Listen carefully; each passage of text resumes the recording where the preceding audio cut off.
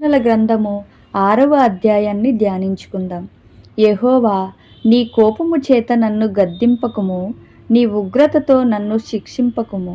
యెహోవా, నేను కృశించి ఉన్నాను, నన్ను కరుణించుము. యెహోవా, నా ఎముకలు అదరుచున్నవి, నన్ను బాగుచేయుము.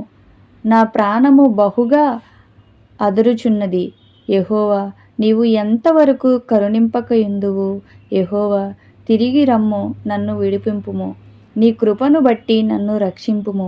మరణమైన వారికి నిన్ను గూర్చి జ్ఞాపకము లేదు.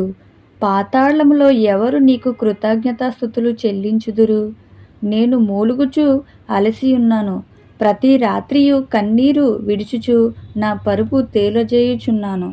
నా కన్నీళ్ల చేత నా పడక కొట్టుకొని పోవుచున్నది. విచారము చేత నా కన్నులు గుంటలు పడుచున్నవి.